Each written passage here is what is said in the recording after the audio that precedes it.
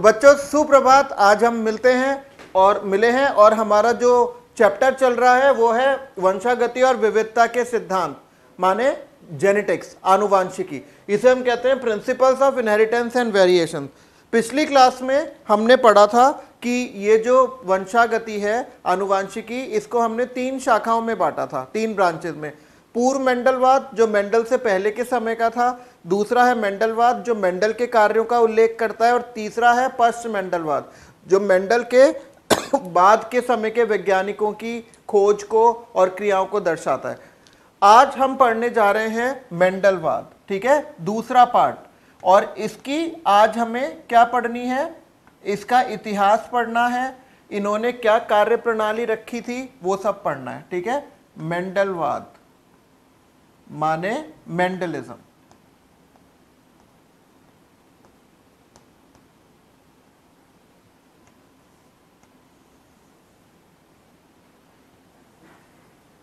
अब इस मेंडलवाद के लिए जो वैज्ञानिक माने जाते हैं उनका नाम है ग्रेगर जोहान मेंडल।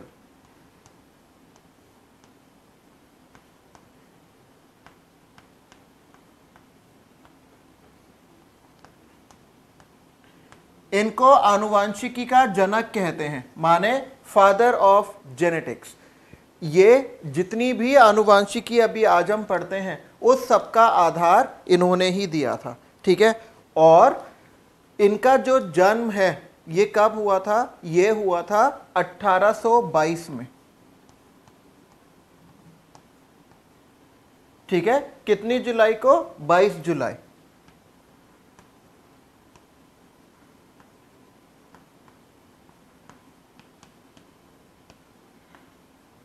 और इनका जन्म स्थान क्या था, इनका जन्म स्थान था सिलीसियन गांव।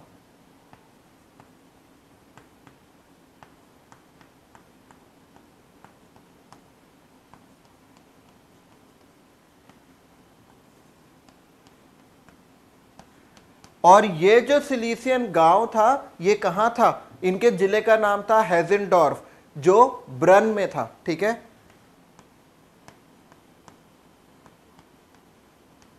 हेजेनडॉर्फ, ब्रन, और देश क्या था इनका, वो था ऑस्ट्रिया।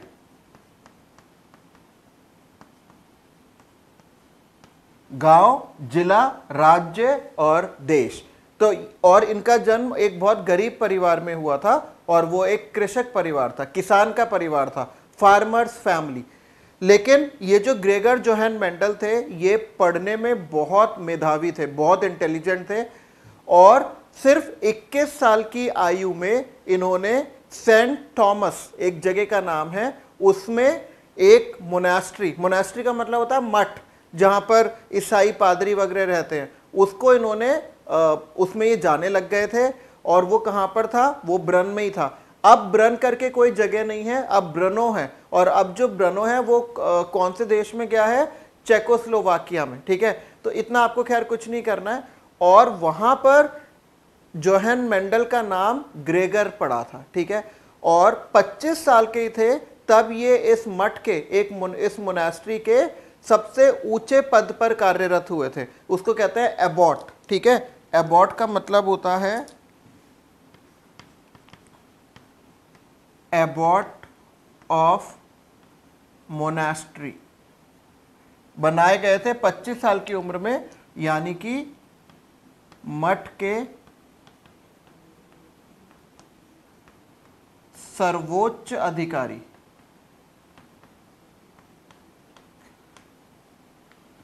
ठीक है, ये वास्तव इनकी लगन को देखकर इनको मठ का सर्वोच्च वो बनाया गया था, ठीक है। फिर वहीं से इनको वियना के विश्वविद्यालय, यूनिवर्सिटी ऑफ वियना भेजा गया था, वनस्पति विज्ञान, बॉटनी पढ़ने के लिए, और भौतिक विज्ञान, फिजिक्स को पढ़ने के लिए। और फिर ये वापस से कहां पर आए, फिर ये वापस से यहां पर आकर इन्होंने एक अध्यापक के रूप में 14 सालों तक शिक्षा प्रदान की बच्चों को, ठीक है। फिर ये एबॉट तो बनाए गए थे। अब जब ये अपनी पढ़ाई कर रहे थे तो बचपन से ही इनको मटर के पौधे पर, उद्यान मटर पर काम करने की रुचि आ गई थी। ठीक है, इनको बड़ा इंटरेस्ट आता था मटर पर काम करने के लिए, और इन्होंने वो अपना जो रुचि है वो आनुवांशिकी के प्रयोगों के रूप में हमको दिया। इन्होंने आनुवांशिकी पर 4 सिद्धांत दिए, जिसमें से अब 2 सिद्धांत माने जाते हैं, बाकी 2 जो हैं वो परिकल्पनाएं बन के रह गया है। ठीक है, तो इन्होंने जो अपना प्रयोगात्मक मॉडल जो इन्होंने सेलेक्ट किया था, एक्सपेरिमेंटल मॉडल, वो क्या है? वो है उद्यान मटर, माने गार्डन पी,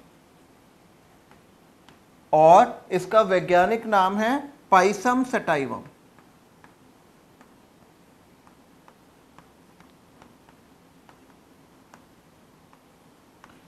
बेटा ये एक द्विगुणित पौधा है जिसमें कितने गुणसूत्र होते हैं? 14 गुणसूत्र होते हैं।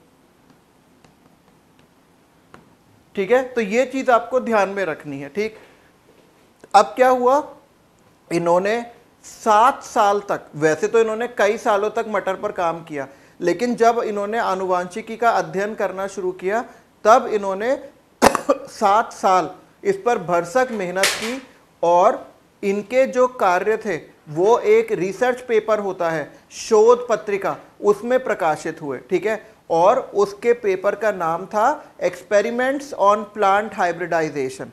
ठीक है, तो इनके शोध पत्र का क्या नाम था?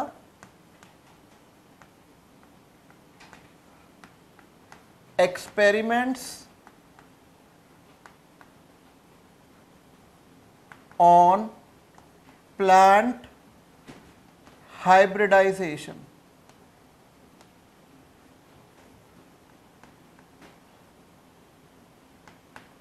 माने पादप संकरण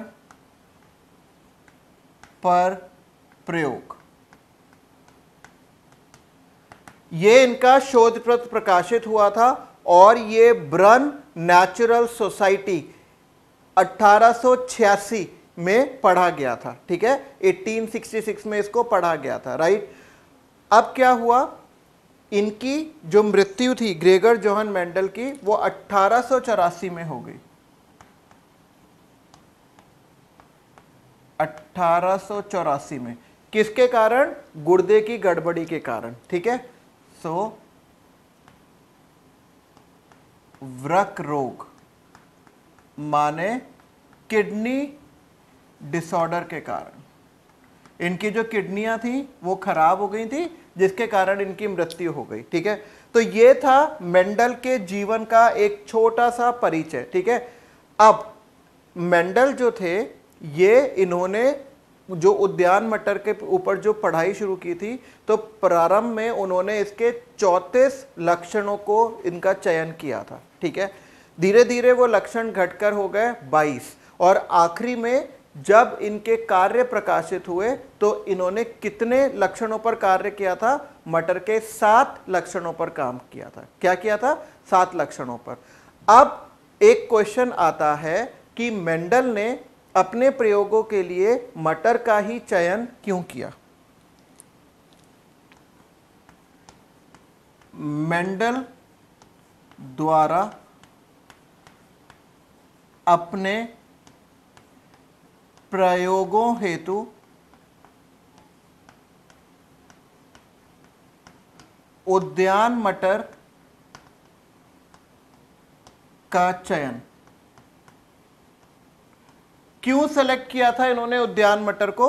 उसके कुछ इंपॉर्टेंट कारण हैं, कुछ महत्वपूर्ण कारण हैं, वो हम अभी पढ़ेंगे। सबसे पहली बात जो है, ये आपने पादप आकारी की प्लांट मॉर्फोलॉजी में पढ़ी हुई है ना। सबसे पहली बात जो है, जो मटर का पौधा होता है उसकी संरचना बंद होती है।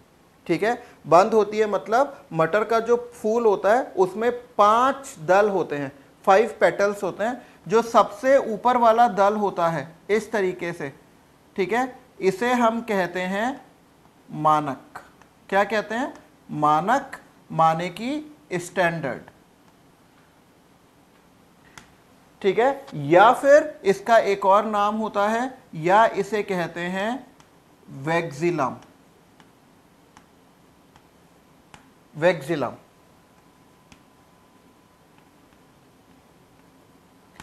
इस मानक के अंदर फिर से दो दल होते हैं, दो पेटल्स होते हैं और इनको हम क्या कहते हैं? पंख। तो मैंने लिख दिया यहां दो पंख या विंग्स। और सबसे अंदर दो दल और होते हैं इस तरीके से, और इनको हम कहते हैं नौतल। दो होते हैं नौतल, और नौतल को आप क्या कहते हो? नौतल को आप कहते हो इंग्लिश में कील या केरीना। और ये जो दोनों नौतल होते हैं ये आपस में जुड़े हुए होते हैं। तो इस तरह के दल विन्यास को आप पेपिलियोनी दल विन्यास कहते हो, पेपिलियोनी, या फिर वैक्सिलरी माने ध्वजीय दल विन्यास। ये आपने पढ़ा, याद आ गया? इसके अंदर पुमंग और जायांग इसी के अंदर होते हैं, और उनमें बाहर से किसी दूसरे पौधे से या दूसरे पुष्प से परागकण आके संक्रमित नहीं कर सकते। तो इस तरीके को हम लिखते कैसे हैं? वैक्सिलरी दल विन्यास, वैक्सिलरी एस्टिवेशन। और इसको लिखने का तरीका है C1+2+2, माने एक मानक, दो पंख और दो नौतल या कील। ठीक है, तो जब पहला कारण यह है, आप लिख लीजिए, पुष्प की बंध संरचना का होना। जब ये पुष्प बंध संरचना का होता है तो ये सिर्फ क्या कर सकता है? पुष्प में केवल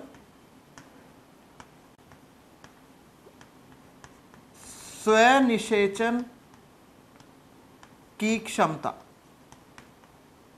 तो पहला रीजन क्या हो गया? बंध संरचना के कारण इसमें सिर्फ स्वनिषेचन हो सकता है, माने सेल्फ फर्टिलाइजेशन। और क्योंकि सिर्फ सेल्फ फर्टिलाइजेशन होती है तो ये क्या करता है? ये करता है प्राद्रूप जनन। प्राद्रूप जनन का मतलब होता है ट्रू ब्रीडिंग। क्या मतलब होता है?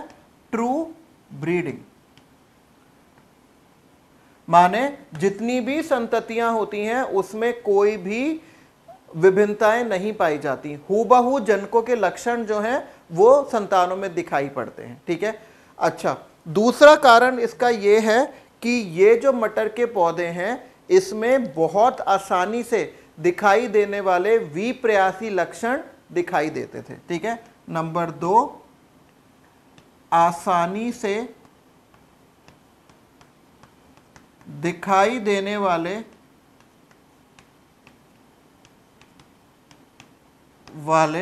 विप्रयासी लक्षण।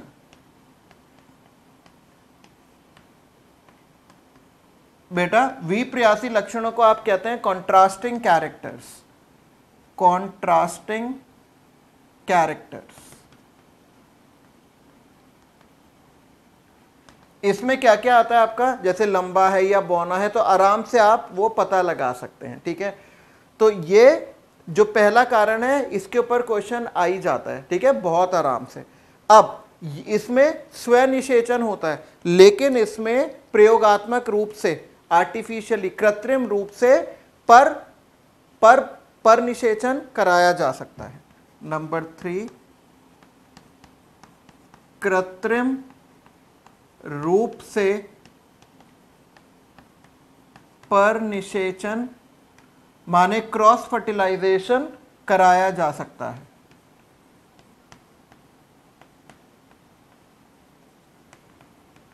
उस विधि को कहते हैं आर्टिफिशियल हाइब्रिडाइजेशन, माने कृत्रिम संकरण। उसमें क्या करते हैं? सबसे पहले ऊपर से मानक हटाते हैं और इसके बाद करते हैं विपुंसन। इसके जो पराग कोश हैं, जो एंथर्स हैं, उसको हटा देते हैं। तो किसी भी पुष्प में से परागधानियों को हटाने को हम क्या कहते हैं?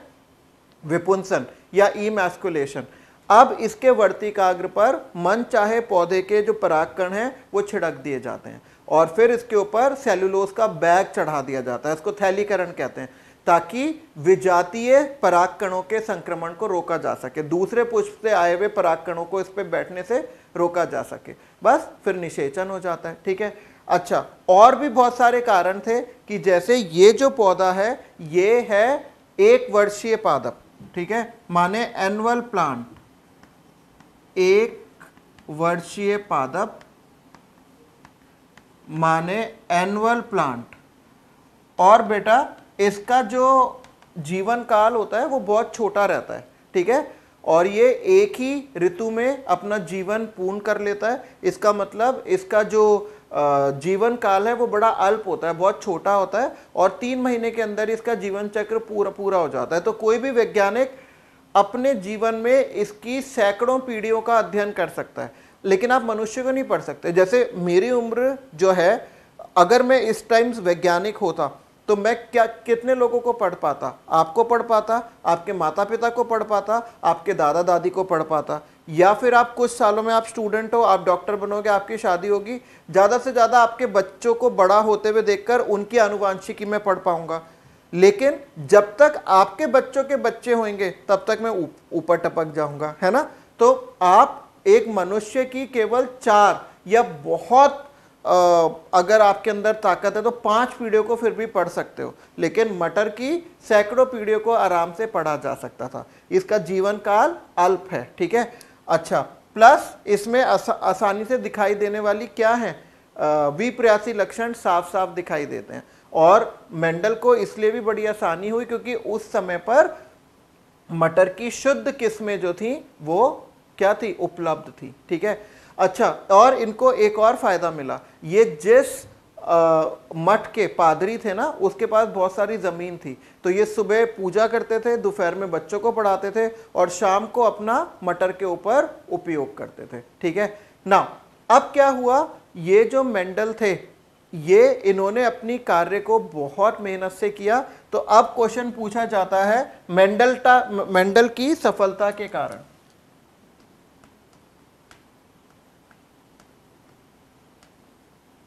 मेंडल की सफलता के कारण, माने reasons for the success of Mendel, ठीक है, मेंडल की सफलता के कारण। तो सबसे पहला इनकी सफलता का जो कारण था वो था, ये बड़े भाग्यशाली थे कि इनको अपने प्रयोगात्मक मॉडल के रूप में उद्यान मटर मिली। तो उद्यान मटर का चयन इनका सबसे पहला सफलता का कारण था। दूसरा, इन्होंने क्या किया, इन्होंने 7 लक्षणों पर काम किया। तो उन्होंने एक बार में एक ही लक्षण की वंशागति को पढ़ा, एक समय में एक ही लक्षण का अध्ययन।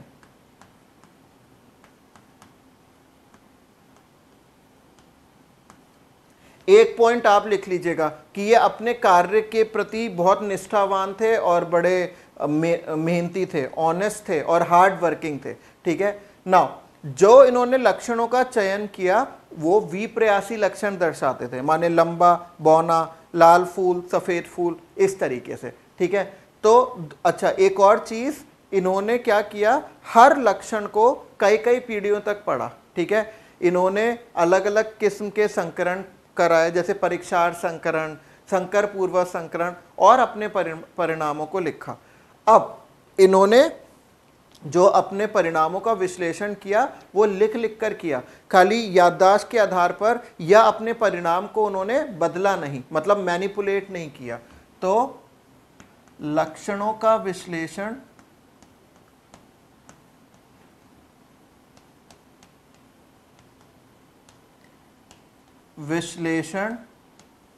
लिखित रूप में,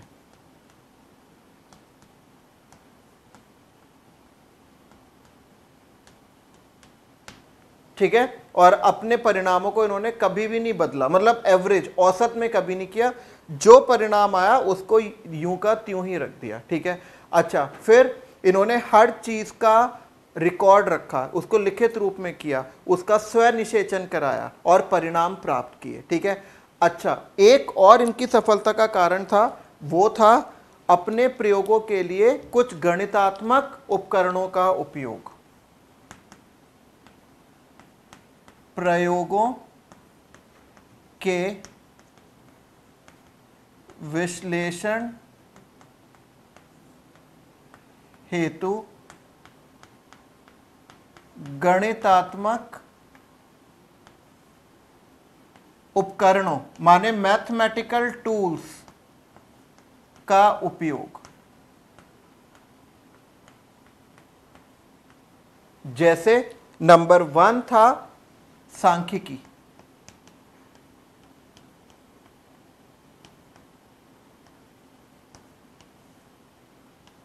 सांख्यिकी को कहते हैं स्टैटिस्टिक्स। ये आपने पढ़ी है 10th में मैथ्स में होती है। इसमें ग्राफ बनाते हैं, इसमें वक्र बनाते हैं, तरह तरह के हिस्टोग्राम बनाते हैं, इसमें रेखा चित्र बनाते हैं। याद आया? मीन, मीडियन, मोड, औसत वगैरह निकालते हैं। दूसरा इन्होंने उपयोग किया प्रायिकता के नियम। प्रायिकता माने प्रोबेबिलिटी,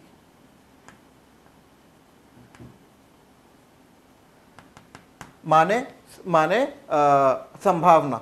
तो इस तरह के इन्होंने मैथ्स के कुछ फॉर्मूला और चैप्टर्स और मतलब चीजों का उपयोग करके अपने परिणामों का विश्लेषण किया। ठीक है, तो इस तरीके से मेंडल ने 4 सिद्धांत दिए थे। पहला था युग्मित कारक इकाइयों का नियम, माने law of unit pair alleles. दूसरा इन्होंने दिया लॉ ऑफ डोमिनेंस, माने प्रभाविता का नियम। तीसरा इन्होंने दिया लॉ ऑफ सेग्रीगेशन, पृथक्करण का नियम। और चौथा इन्होंने दिया लॉ ऑफ इंडिपेंडेंट असॉर्टमेंट, माने स्वतंत्र अपव्यूहन का नियम। लेकिन मेंडल ने बहुत भरसक प्रयास किया, बेटा ध्यान दीजिए, बहुत भरसक प्रयास किया, लेकिन इनके जीते जी इनके कार्यों को क्या हुआ? सफलता नहीं मिली। ठीक है, और इनकी मृत्यु 1884 में एक किडनी, गुर्दे की गड़बड़ी की वजह से हो गई। ठीक है, तो अब आप देखेंगे मेंडल के कार्यों को ना सराहे जाने के कारण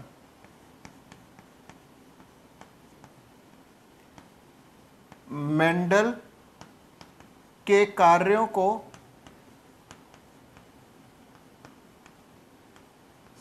सराहे ना जाने के कारण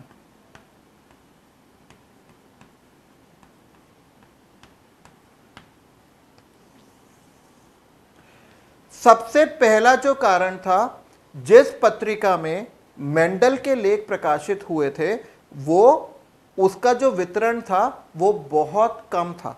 अब जैसे आपके घर में टाइम्स ऑफ इंडिया आता होगा, हिंदुस्तान टाइम्स आता होगा, दैनिक जागरण आता होगा, या मैं राजस्थान में की बात कर रहा हूं, अभी तो मैं फिलहाल राजस्थान में हूं, यहां पर दैनिक भास्कर आता है और एक और पेपर आता है, दैनिक भास्कर आता है और एक और आता है मेन हिंदी का। ठीक है, तो राजस्थान पत्रिका। तो अब ऐसा समझो, अगर आज का एक पेपर और होता है पंजाब केसरी, उसमें कोई न्यूज़ आ गई और बाकी पेपर्स में नहीं आई है, तो वो न्यूज़ आपको पता ही नहीं चलेगी, क्योंकि आपके घर तो पंजाब केसरी आता ही नहीं। तो वो इनके साथ था, जिस शोध पत्रिका में इनके लेख छपते थे उसका जो वितरण है वो बहुत सीमित था। ठीक है, तो इसमें हम लिखेंगे नंबर ए, शोध पत्रिका का सीमित वितरण।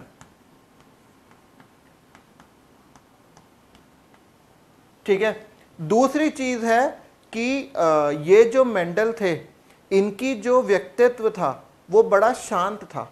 बहुत सारे वैज्ञानिकों ने इनको बोला कि मेंडल आप ऐसा कीजिए, आप ऑस्ट्रिया की राजधानी जाइए और वहां अच्छी पत्रिकाओं में जाकर अपना लेख छपवाइए। तो मेंडल ने कहा कि देखो मेरे ये बस की बात नहीं है, मैं तो व्यवसाय से, मतलब मेरा जो काम है, मैं एक पादरी हूं, मेरा काम पूजा करना और बच्चों को पढ़ाना है, मुझे जो अच्छा लगा वो मैंने छपवा दिया, अगर किसी को पढ़ना है तो बहुत अच्छी बात है और नहीं पढ़ना तो बहुत अच्छी बात है। तो ये इनकी शांत प्रकृति का सूचक था। ठीक है, शांत व्यक्तित्व। ठीक, तीसरा महत्वपूर्ण कारण था, जिस समय मेंडल के लेख प्रकाशित हुए थे उस समय चार्ल्स डार्विन की ओरिजिन ऑफ स्पीशीज, जाति का उद्भव रिसर्च शोध प्रकाशित हुई थी।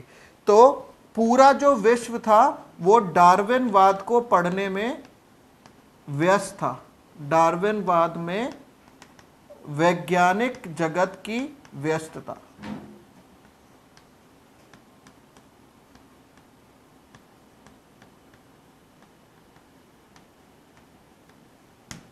ठीक है भाई, आज पहले जमाने में आज की तरह टीवी तो होते नहीं थे कि आपको जो न्यूज़ नहीं सुननी है वो भी जबरदस्ती सुनवाई जाती थी। मैं आपको इसका एक एग्जांपल देता हूं, मुझे वो ईयर भी ध्यान है, 2007 में मैं दिल्ली में एक इंस्टीट्यूट में काम करता था, तो उसकी तरफ से एक सेमिनार लेने हम इलाहाबाद गए थे। तो उस इंस्टीट्यूट वालों ने मुझे एक होटल में रुकवाया था, और उस दिन अगस्त का महीना था और खूब तेज बारिश चल रही थी। ठीक है, तो इंस्टीट्यूट की छुट्टी हो गई, सेमिनार कैंसिल करना पड़ा।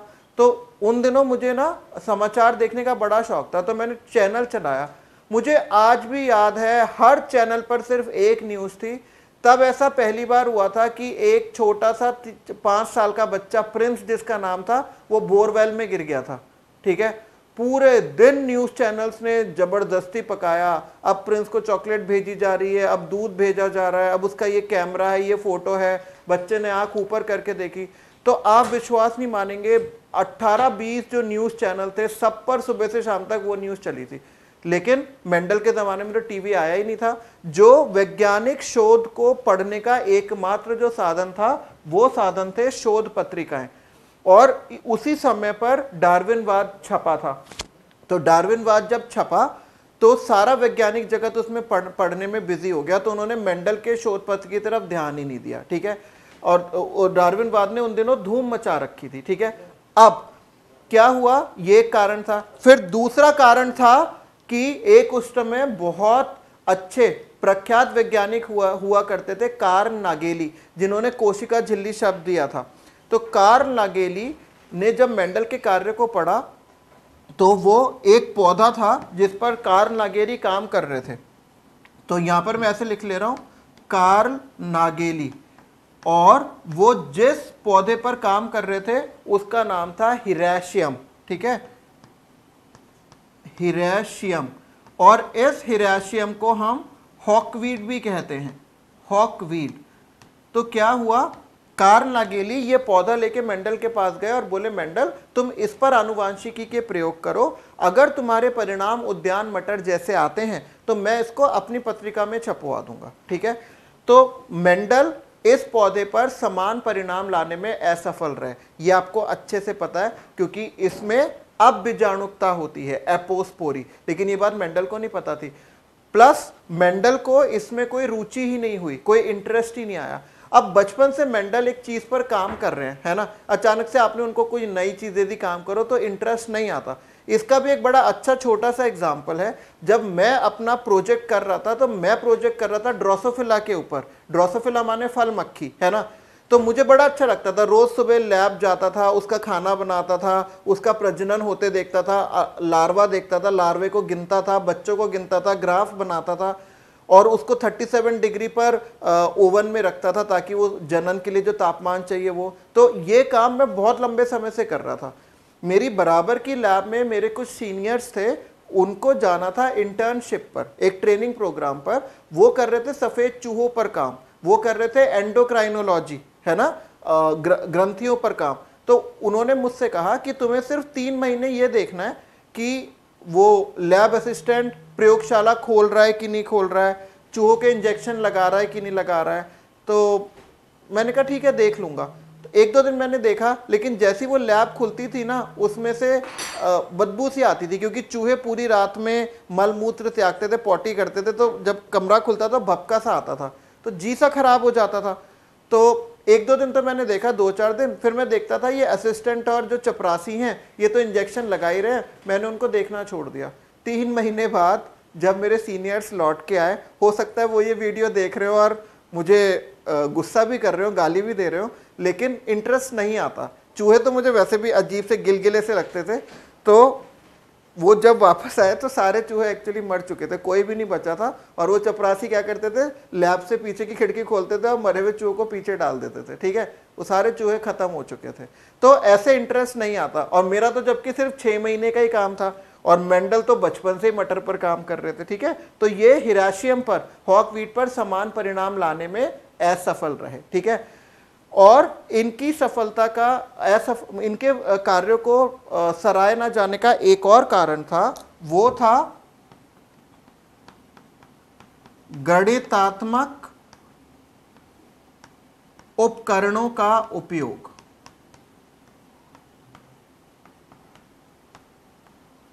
ठीक है, जो इन्होंने अपने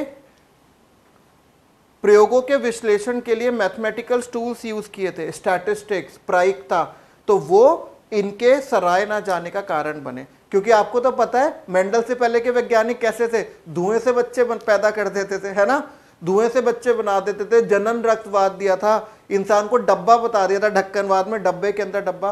तो ऐसे वैज्ञानिकों को इनके द्वारा ये जो उपयोग किए हुए उपकरण थे ये समझ में ही नहीं आए। अब मैं आपको पढ़ा रहा हूं, आप हिंदी मीडियम के स्टूडेंट्स हैं, है ना, तो अगर मैं आपको इंग्लिश में पढ़ाना शुरू कर दूं, क्योंकि मैं इंग्लिश मीडियम से हूं तो मैं इंग्लिश पढ़ा ही सकता हूं अच्छे से, लेकिन उस इंग्लिश मीडियम में भी मैं अमेरिकन एक्सेंट पढ़ाने लग जाऊं आपको, तो क्या आपको कुछ समझ में आएगा? नहीं। मुझे फ्रेंच आती है, मैं आपको फ्रेंच बोलने लग जाऊं, ठीक है, मैं आपको बोलने लग जाऊं कस कैसे, ये फ्रेंच है, आपको नहीं समझ में आएगा। बॉनजोर, मुआसवी हिमांशु अग्रवाल, कुछ समझ में आ रहा है? खाली आपको मेरा नाम समझ में आया क्योंकि वो नाम भारतीय है, हिमांशु अग्रवाल। बाकी जो मैंने पहले बोला वो आपको समझ में नहीं आया, ठीक है। तो इसी तरीके से उनका जो गणितात्मक उपकरणों का उपयोग था वो उस जमाने के वैज्ञानिकों की समझ के परे था, ऊपर था, तो इसलिए उन्होंने मेंडल के कार्यों को नहीं सराहा। और मेंडल जो थे वो 1884 में बिना लोगों ने उनको जानते नहीं थे, बिना प्रख्यात हुए, बिना विख्यात हुए, बिना फेमस हुए उनकी मृत्यु हो गई। ठीक, अब देखिए अब क्या हुआ, अब मेंडल के कार्यों की पुनर्खोज हुई। मेंडल के कार्यों की पुनर्खोज, रीडिस्कवरी ऑफ मेंडल्स वर्क। और ये कब हुआ? ये हुआ 1900 में। और मेंडल के कार्यों की पुनर्खोज के लिए 3 वैज्ञानिक स्वतंत्र रूप से अलग अलग देशों से मेंडल के उस चर्च में गए, गिरजाघर में जहां वो रहते थे, उनके द्वारा प्रकाशित किताबों को पढ़ा, मटर पे दोबारा से प्रयोग किए, है ना। और वो 3 महान वैज्ञानिक थे, कार्ल कॉरेंस, बेटा कार्ल कॉरेंस थे जर्मनी से, दूसरे थे ह्यूगो डी व्रीज, ये थे हॉलैंड से, और तीसरे थे एरिक वॉन शर्मार्क सेनेसेग, ये उनके अपने देश ऑस्ट्रिया से थे।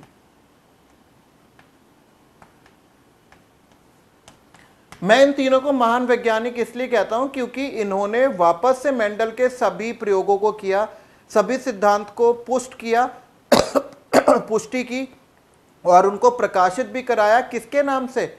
मेंडल के ही नाम से, ठीक है। और उस पेपर का क्या नाम था? लॉज ऑफ मेंडल, मेंडल के सिद्धांत। ये कितनी बड़ी बात है। आजकल के जमाने में क्या होगा, अरे सब सोचेंगे जो मर गया वो मर गया, अपने नाम से उसको छाप देते हैं, है ना। एक्चुअली ह्यूगो डी व्रीज ने मेंडल के कार्यों को जिस शोध पत्रिका में प्रकाशित कराया था उस पत्रिका का नाम था फ्लोरा। तो मैं यहां पर लिख देता हूं फ्लोरा, बाई चांस कोई पूछ ले तो फ्लोरा शोध पत्रिका। और ये कब प्रकाशित हुई थी? 1901 में, ठीक है।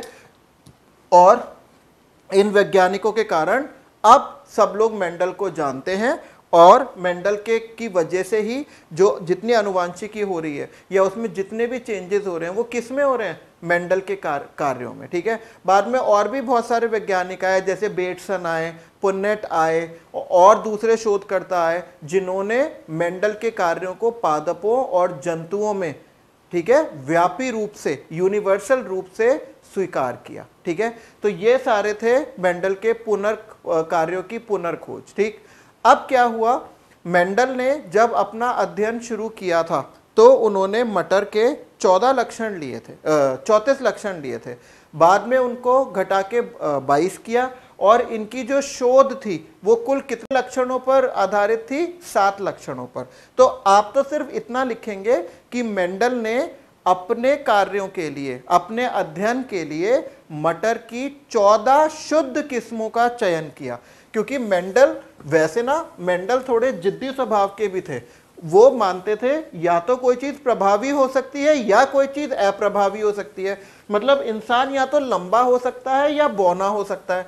अगर कोई इंसान 4 फुट से ज्यादा लंबा है तो वो लंबा है, और अगर 4 फुट से थोड़ा सा भी कम है तो वो क्या है, बौना है। मतलब उनके लिए मध्यवर्ती शब्द, इंटरमीडिएट या मीडियम शब्द कुछ नहीं होता है। मतलब उनके में ये होता है या तो लंबा या बौना, औसत करके कोई चीज नहीं होती। ठीक है, और मेंडल ने ऐसा माना कि जो उन्होंने 7 लक्षणों का चयन किया था वो मटर के 7 अलग अलग गुणसूत्रों पे थे। ये भी जिद पने की बात है भाई, उस टाइम कोई जीन सीक्वेंसिंग या जीन की या गुणसूत्र का मानचित्र बनाने की तो खोज ही नहीं हुई थी, लेकिन ऐसा मेंडल मानते थे। ठीक है, तो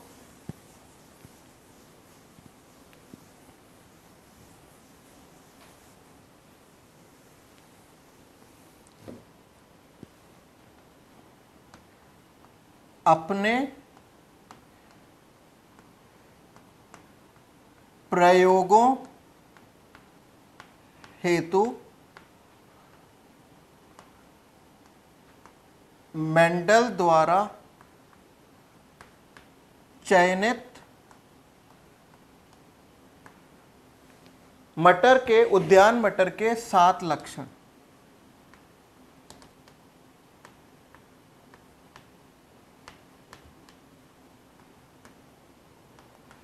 और बेटा हर लक्षण जो था वो 2 रूप में प्रकट होता था, या तो प्रभावी या फिर अप्रभावी।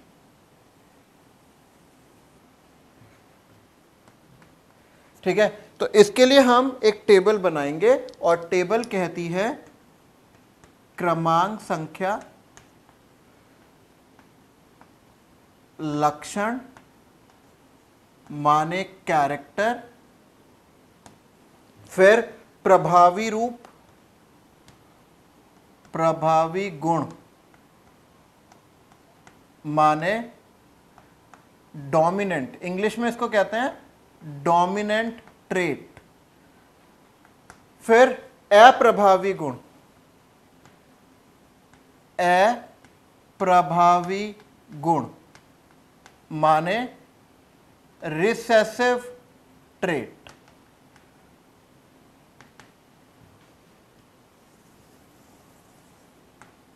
तो सबसे पहला जो लक्षण है वो है पुष्प का रंग। ठीक है, नंबर 1 पुष्प का रंग। ये टेबल बहुत इंपॉर्टेंट है, माने फ्लावर कलर। और इसमें जो प्रभावी गुण था वो था बैंगनी। बेटा बैंगनी को इंग्लिश में हम कहते हैं वॉयलेट।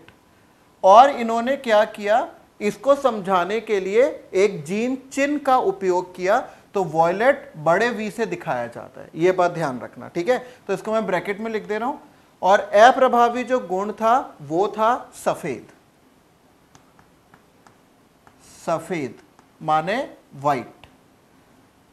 ठीक है, और ये किससे दर्शाया गया, ये इसी बड़े अक्षर के छोटे रूप से, छोटे अक्षर से, छोटा वी। ठीक है, अब दूसरा जो कैरेक्टर था, दूसरा जो इंपॉर्टेंट लक्षण था वो था बीज का रंग। बीज का रंग माने सीड कलर। जो बीज का जो प्रभावी गुण था वो था पीला, माने येलो, और उसको बड़े वाई से दिखाते हैं। और हरा था अप्रभावी गुण, माने ग्रीन, इसको दिखाते हैं छोटे y से। ठीक है, अब यहां लाइन खींचने की एक वजह है, वो मैं आपको बाद में बताऊंगा। ठीक है, अब नेक्स्ट है नंबर 3, ये है पादप की लंबाई। पादप की लंबाई माने प्लांट हाइट।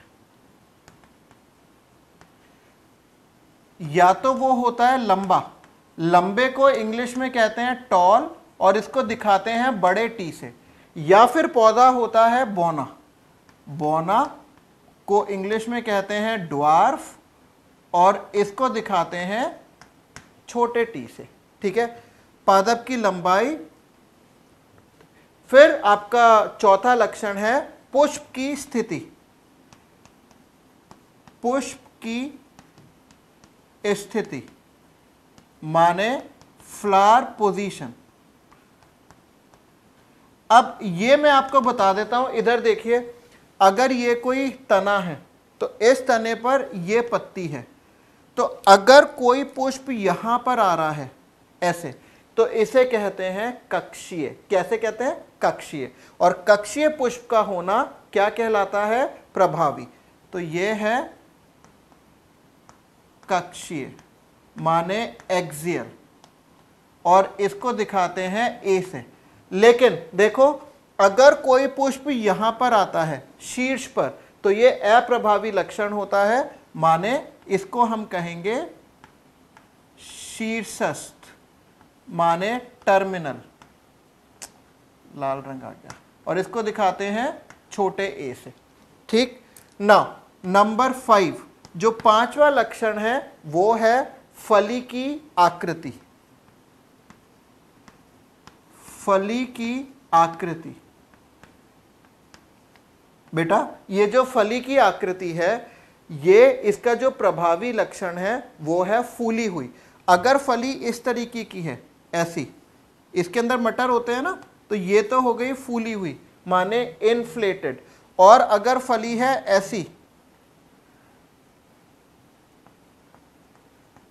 तो इसको कहते हैं संकुचित, सिकुड़ी हुई। तो पॉड शेप में फूली हुई माने इन्फ्लेटेड, इसको हम लिखते हैं बड़े आई से। और संकीर्णित माने कॉन्स्ट्रिक्टेड, इसे हम लिखते हैं छोटे आई से। तो इस तरीके से ये हैं आपके बाकी के 3 कैरेक्टर्स। ठीक है, अब छठा जो लक्षण है नंबर 6, ये क्या है? ये है फली का रंग। फली का रंग माने पॉड कलर। और ये फली का रंग कैसा है? ये जो प्रभावी लक्षण है ये है हरा माने ग्रीन, और इसको बड़े जी से दिखाते हैं। और पीला जो है वो इसका अप्रभावी गुण है माने येलो, और इसे दिखाते हैं छोटे जी से। इसमें और इसमें कंफ्यूज नहीं होना। ठीक है, अब ये है एक ही लक्षण। ठीक है, अब इसके बाद जो आखिरी लक्षण है वो क्या है? वो है बीज का आकार, नहीं आकृति, बीज की आकृति माने सीड शेप। या तो होता है गोल माने राउंड, माने बड़े आर माने ऐसा, या फिर होता है झुर्रीदार। झुर्रीदार माने रिंकल्ड माने छोटा आर, इस तरीके से। ठीक है, सिकड़ा हुआ छोटे साइज का। तो ये वो मटर के 7 लक्षण हैं जो मेंडल ने चयन किए थे। और मेंडल ने ये भी बताया था, देखिए ध्यान से, मेंडल ने ये भी बताया था कि ये जो 7 के 7 लक्षण हैं ये अलग अलग गुणसूत्रों पर उपस्थित हैं। क्योंकि मटर का गुणसूत्र नंबर हमने आपको पहले ही बता दिया था क्या होता है। देखिए मटर में जो गुणसूत्र नंबर है वो होता है 2n बराबर 14। तो इसका अगुणित जीनोम कितना हो गया 7। तो 7 जोड़े होते हैं। तो एक जोड़े समजात जून पर पहला लक्षण है, दूसरे जोड़े समजात गुणसूत्र पर दूसरा लक्षण है। इस तरीके से 7 पर 7 लक्षण है, हाँ या ना। लेकिन अब 1961 में 2 वैज्ञानिक आए, देखिए ध्यान से, 1961 में 2 वैज्ञानिक आए। एक का नाम था ब्लिक्स ज्यादा इंपॉर्टेंट है, और दूसरा का नाम था लैम्प्राशेट। तो